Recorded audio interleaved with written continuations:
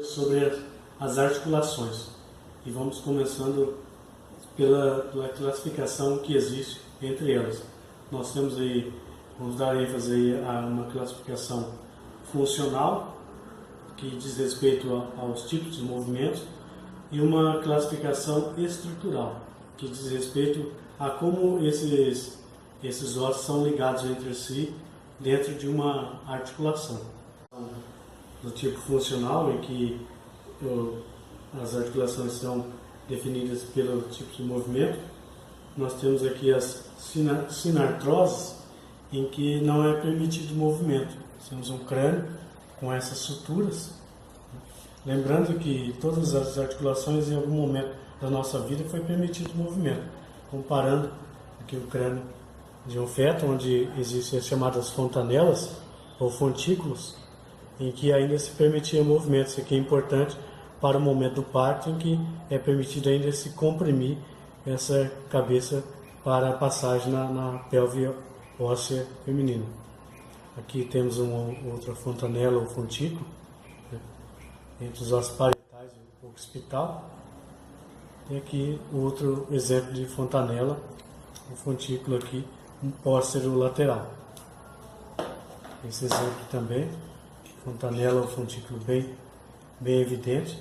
Lembrando que no feto esse osso frontal ele ainda é dividido por uma sutura escamosa, e que no indivíduo adulto não existe mais, é apenas o osso frontal único. Nesse segundo exemplo, temos essa articulação aqui que permite movimento ainda de uma forma limitada, chamadas anfiartroses. Temos aqui esse osso externo, as costelas, e entre o osso externo e as costelas temos ainda cartilagens aqui, permitindo um certo movimento.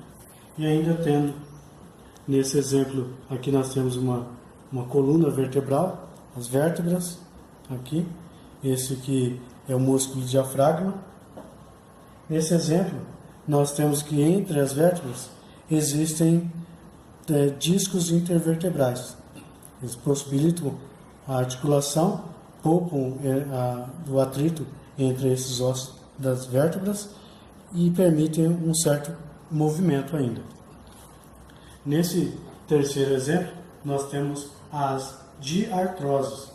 Elas permitem movimentos amplos.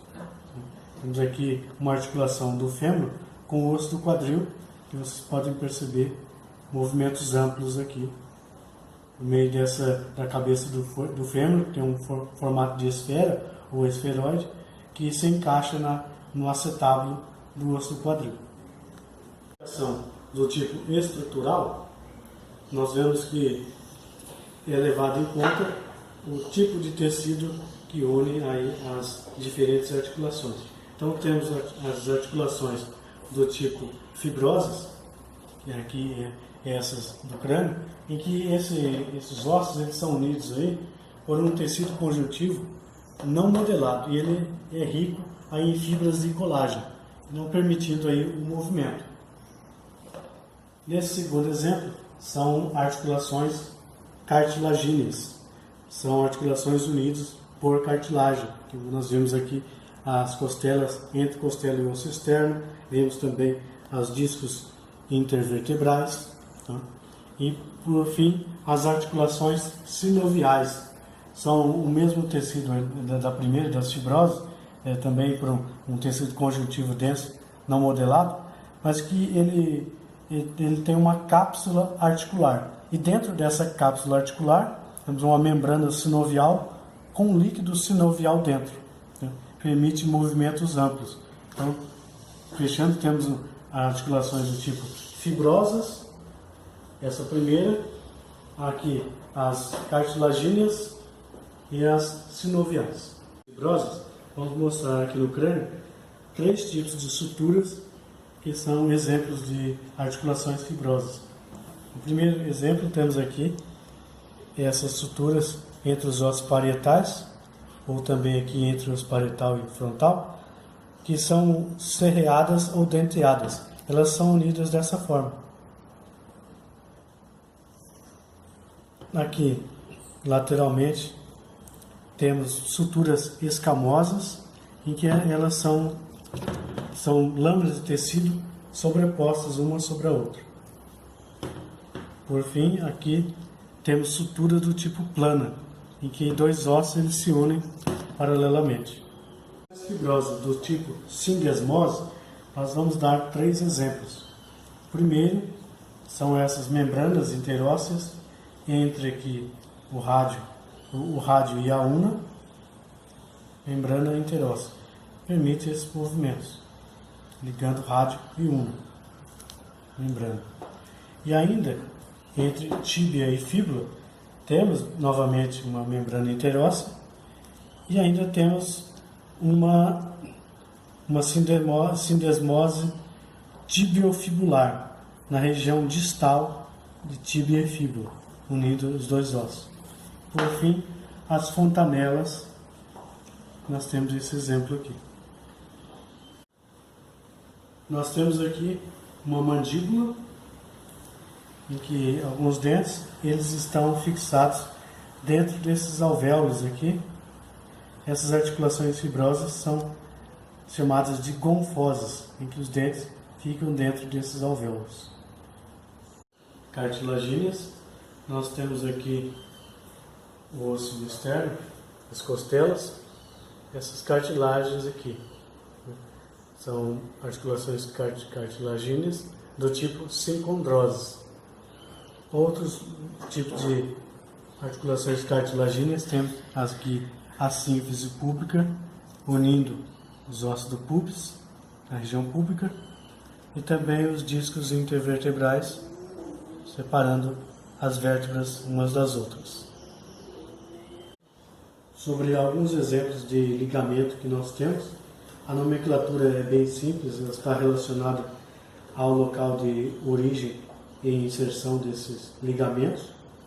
Aqui no exemplo aqui, essa é uma escápula, e aqui o osso húmero. Sabemos que existe a articulação entre a cabeça do húmero e a cavidade glenoide da escápula. Nós vemos aqui esses dois ligamentos aqui. O ligamento, então, unindo a cavidade glenoide à cabeça do húmero, é um ligamento gleno-humeral, envolvendo toda essa articulação, gleno-humeral. E outro exemplo aqui, temos esse que é o processo coracoide. Então, e aqui cabeça, aqui o húmero, temos então um ligamento coraco-humeral completo, que nós chamamos então, aqui é a região do braço, o antebraço e a mão, o membro superior. Nós encontramos aqui vários exemplos de articulações sinoviais ou descontínuas, desde aquelas que permitem movimentos monoaxiais, aquelas que permitem movimentos biaxiais ou multiaxiais. Nós vamos começar então por essa articulação do tipo plana, em que é uma articulação que ocorre entre esses ossos carpais aqui da mão. Então, nós vemos que superfícies planas dos ossos articulam-se entre si. Por isso que é uma articulação do tipo plana, monoaxial. Aqui no cotovelo, essa articulação do tipo gínglimo ou dobradiça permite apenas esse tipo de movimento, por isso é monoaxial, gínglimo ou dobradiça.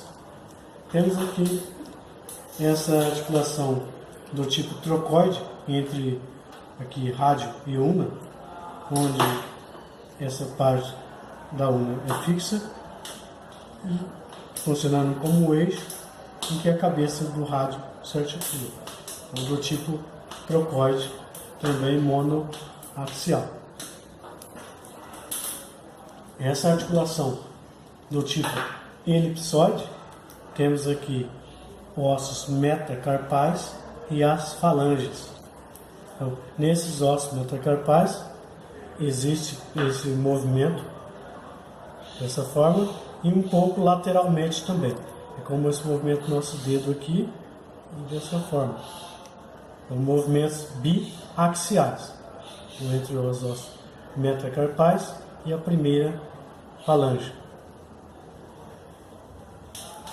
Ainda temos o movimento do tipo selar, em que nós vemos aqui os ossos, o osso do carpo, e aqui o exemplo do primeiro metacarpal.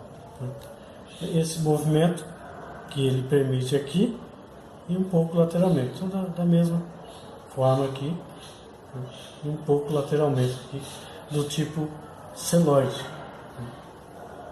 É diferente um pouco, porque esse movimento do tipo elipsoide, ele consegue ainda fazer movimentos formatos elípticos.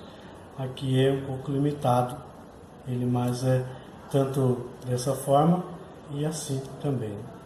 Mas é do tipo selar aqui e do tipo elipsoide aqui entre metacarpais e a primeira falange aqui. Por fim, esse movimento esferoide, que é um movimento do tipo esfera, nós podemos ver, por exemplo, aqui, com a cabeça do fêmur, no osso do quadril, do tipo esferoide, a cabeça do fêmur representando uma esfera. Essa articulação do cotovelo, o húmero, una e o rádio, temos ligamentos colaterais. Então, unindo aqui o húmero à una, colateral da una. Ligando o húmero ao rádio, colateral do rádio. As sinoviais, elas permitem amplo movimento. Nós temos aqui dois exemplos. Esse aqui do joelho. Temos aqui a tíbia e a fíbula. Alguns ligamentos, articulações aqui. E aqui também a articulação entre o fêmur e o osso do quadril. Nós esperamos pelo menos 4 elementos nessa articulação sinovial. Primeiro aqui uma cartilagem articular. Nós notamos que essa região da articulação do osso ela fica bem lisa e brilhante. Aqui também, na cabeça do fêmur, essa cartilagem articular. Envolvendo toda a articulação temos uma cápsula articular. Abaixo dessa cápsula encontramos uma membrana sinovial com líquido sinovial dentro. Aqui já foi esvaziado, por isso nós vemos a cápsula articular e a cartilagem articular. Entre elas, então, a membrana sinovial e a sinóvia, o líquido sinovial. Agora sobre ligamentos. Primeiro esse conceito. Estamos vendo aqui o ligamento, aqui também. Eles são compostos aqui nessa região do joelho, né, fêmur, tíbia e fíbula. A composição desses ligamentos são de fibras de colágenos, podem ser dispostas paralelamente, como é visível aqui, ou intimamente entrelaçadas, que ocorre na maioria dos casos. Elas são fortes e resistentes para dar uma estabilidade na articulação. E ao mesmo tempo elas são maleáveis e flexíveis para que se permita o movimento. Exemplos de ligamentos do joelho. Lembramos aqui o fêmur, parte distal, tíbia, fíbula, osso da patela. Primeiramente aqui os ligamentos colaterais. Colateral tibial, ligando então o fêmur à tíbia. Colateral fibular, ligando o fêmur à fíbula. Ligamento da patela, ligando a patela aqui, tanto a tíbia quanto aqui ao fêmur, dessa forma. Ligamento da patela. Aqui os meniscos, aqui entre fêmur e tíbia. Menisco medial, menisco lateral. Ainda temos cruzado anterior e cruzado posterior. Esse é o cruzado anterior, girando, cruzado posterior. Nós temos o osso do quadril, a coluna vertebral aqui, parte do ilho superior, parte do pubis anterior e a parte do isquio posterior. E aqui o fêmur com a cabeça do fêmur. Nós temos ligamentos que ligam aqui o fêmur, a parte ilíaca, fêmur, parte pubiana e o fêmur, parte isquiática. Nós temos aqui, ligando aqui, parte ilíaca ao fêmur. Então, ligamento iliofemoral. Ligando aqui, pubis ao fêmur, pubofemoral. Aqui. E ligando a parte isquiática ao fêmur, isquiofemoral.